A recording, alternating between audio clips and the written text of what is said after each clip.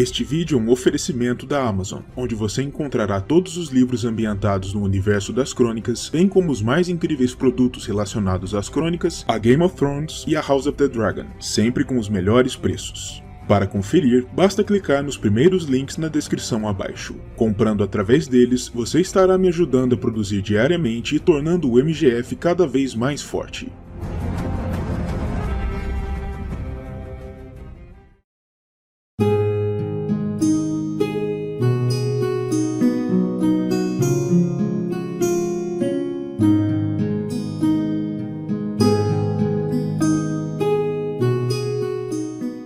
No nono dia do 12º mês do ano 130 após a conquista, Sunfyre o Dourado, a bem-amada criatura de Aegon II, finalmente veio a falecer, depois de um período de intensa dor e sofrimento, enquanto definhava e se recusava sequer a se alimentar, e diante disso, Aegon começou a planejar seu retorno a Porto Real, para retomar seu trono, agora que sua odiada rival negra estava morta.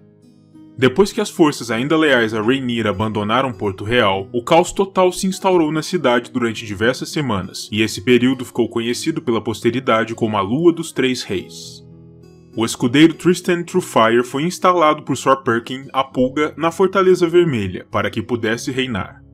Enquanto isso, o segundo pretendente real e último rei dessa equação era o pequeno Guimon Cabelo Pálido, um garoto de apenas 4 anos de idade que clamavam ser um suposto filho de Aegon II, e que foi instalado no topo da colina de Visenya, na chamada Casa dos Beijos, um afamado bordel da cidade. Antes da chegada de Aegon II, Lord Borros Baratheon tomou a capital em seu nome, prendendo o pequeno Guimon e executando Truefyre, embora lhe tenha sido permitida a honra da sagração como um cavaleiro antes da execução. Lord Corlys, por sua vez, que ainda se encontrava nas masmorras da Fortaleza Vermelha, foi libertado, perdoado e admitido no pequeno conselho de Aegon. Como a única filha sobrevivente de Aegon era Rhaenyra, e diante das circunstâncias, os lordes sobreviventes jamais aceitariam novamente uma mulher no trono em nenhuma hipótese, e por isso, o rei enviuvado concordou com a proposta de se casar com a filha mais velha de Lord Borros. Com o controle sobre a capital assegurado para Aegon, Lord Borros partiu novamente, em direção à Estrada do Rei, onde pretendia confrontar e destruir uma força de homens dos rios que ainda lutavam por Rhaenyra e pelo Aegon jovem. Tais senhores eram jovens conhecidos apenas como Os Rapazes, e eram liderados pelos lords Kermit Tully e Bandicott Blackwood, para além da tia de Bandicott, a senhora Alysanne Blackwood. Durante o embate, que ficaria conhecido tão somente como a Batalha da Estrada do Rei, Ben Sangrento, como Lord Bandicott era conhecido por seus homens, quebrou o flanco do confiante Lord Borros, enquanto Aly Negra, apelido da senhora Alysanne, liderou um assalto de arqueiros de sua casa, que liquidou os cavaleiros Baratheon. Ainda assim, Lord Borros foi capaz de matar os lords Darry e Malister, antes de ser ele mesmo morto por Lord Tully em pessoa. Com a queda de Borros, suas forças se quebraram, e para piorar a situação verde, eles haviam limpado a guarnição da cidade para levar a maior força possível a campo, confiantes, deixando Porto Real apenas com uma mísera defesa, agora exposta ao avanço dos Homens dos Rios. A Batalha da Estrada do Rei foi a última grande derrota verde no contexto da guerra. Depois dessa vitória, os Homens dos Rios receberam o reforço das tropas nortenhas, lideradas por Lord Cregan Stark, e todos marcharam então em direção à capital, dispostos a tomá-la para sua facção. Quando a força combinada dos Homens dos Rios e do Norte se encontrava a apenas um dia de marcha de Porto Real, a cidade permanecia sem uma defesa verde expressiva. Lord Cregan e seus homens vinham marchando para sul, enquanto outra força negra partia desde o Vale de Arryn em direção às Terras da Coroa. Mesmo diante desse quadro, o rei Aegon II, que a essa altura já se encontrava na corte, se recusou terminantemente a se render, mesmo quando Lord Corlys, que agora servia como seu mestre dos navios, lhe advertiu de que sua única alternativa de sobrevivência era se render e tomar o negro. Ao invés disso, Aegon ordenou que a orelha de seu sobrinho Aegon jovem fosse cortada e enviada aos rapazes como um aviso. Se ele morresse, morreria também a linhagem de Rhaenyra e, portanto, o propósito dos rapazes. Contudo, essa ordem nunca chegou a ser cumprida, pois pouco tempo mais tarde, em uma viagem em sua liteira dentro da capital, Aegon II foi encontrado morto, aos 24 anos de idade, com sangue nos lábios, tendo sido envenenado. A identidade do verdadeiro perpetrador do envenenamento nunca foi plenamente esclarecida, mas nada menos do que 22 homens seriam aprisionados pelo crime de regicídio. Com a morte de Aegon II, seu refém foi alçado ao trono de ferro como o terceiro de seu nome, e uma nova era de paz parecia se avizinhar, mas ainda que a Hoste Verde houvesse sido derrotada e a Frota Velaryon uma vez mais servisse ao trono de ferro, esse período ficaria conhecido pela posteridade como a Falsa Alvorada, pois as promessas que ela trazia consigo simplesmente não se concretizariam. O reino estava alquebrado e devastado, tal como seu novo rei. Os anos de guerra civil haviam destruído aldeias, cidades, campos e florestas, sem falar nas muitas milhares de mortes, e a própria Casa Real em si estava fragilizada como nunca antes.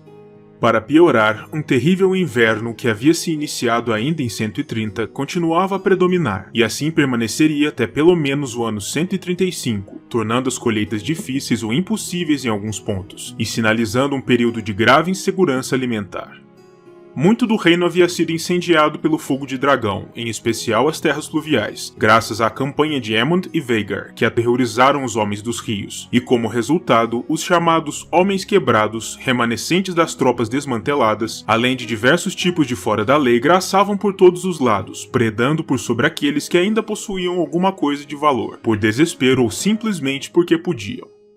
Em muitos lugares, a ordem pública colapsara por completo, e nas costas ocidentais de Westeros, os Homens de Ferro continuavam sendo uma grave ameaça, ainda sob o comando de Lord Dalton Greyjoy. Muito embora ele fosse, tecnicamente, um aliado negro durante a guerra que terminara, mas isso pouco e ainda menos significava para o Lorde, que ignorou por completo as ordens do Rei Menino para que parasse com as pilhagens.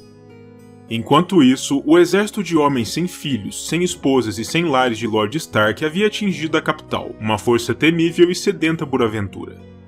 Eles desejavam combater, mas a morte de Aegon II lhes havia privado dessa perspectiva, o que deixou Lord Cregan em especial furioso. Além disso, ele havia desejado punir Ponta Tempestade, Rochedo Casterly e Vila Velha por seu apoio a Aegon, mas quando chegou à capital, descobriu para seu desgosto que os corvos já haviam voado, levando consigo uma proposta de paz e anistia de Lord Corlys para os Lords Baratheon, Lannister e Hightower. Apesar dessas frustrações, Lord Cregan não poderia ser dissuadido da ideia de, pelo menos, punir os homens que haviam assassinado o Rei Verde, pois ainda que ele houvesse sido um inimigo, a verdade era que crime era crime, e o Lorde Nortenho estava ansioso por simplesmente ter a chance de punir alguém pelos seus feitos na guerra.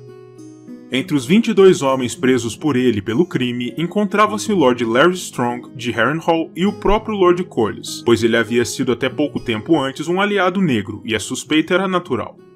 Para ter o poder de julgar e punir tais homens, Lord Cregan, se aproveitando do fato de controlar a maior força militar na capital naquele momento, forçou o jovem Aegon a nomeá-lo como sua nova mão, para então proceder com seu inquérito. O período curto de Cregan como Monk assistiu a um grande número de acusações, julgamentos e punições, e ficaria conhecido pela posteridade como a Hora do Lobo. A maioria dos homens acusados de crimes graves escolheram tomar o negro, como foi o caso de Sir Perkin, mas Sir Giles Belgrave, da Guarda Real, e Lord Larry Strong escolheram a execução. Lord Corlys, por outro lado, foi poupado até mesmo do julgamento, através da intervenção das princesas Bella e Rhaena Targaryen.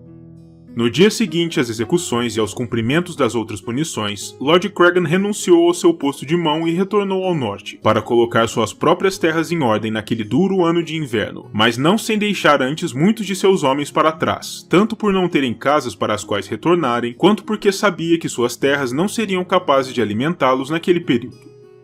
Com o final dos inquéritos e a partida do Stark, um conselho de 7 regentes foi formado para governar os reinos durante a minoridade de Aegon III, e o período regencial, como seria de se esperar, foi repleto de maquinações, intrigas, problemas, traições e até assassinatos, enquanto os 7 reinos lutavam para se reconstruir a partir das cinzas da guerra.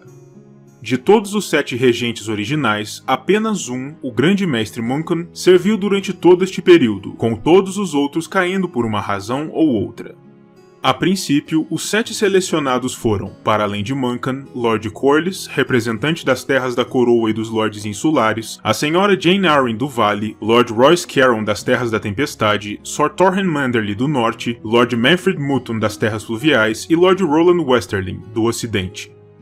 No ano 135, o inverno finalmente acabou e as coisas começaram a se estabilizar, e em 136, Aegon III finalmente atingiu a maioridade, dispensou seus regentes e assumiu plenos poderes como rei, para governar sobre uma terra uma vez mais pacificada, mas que diante do legado nefasto da Dança dos Dragões, nunca mais seria a mesma.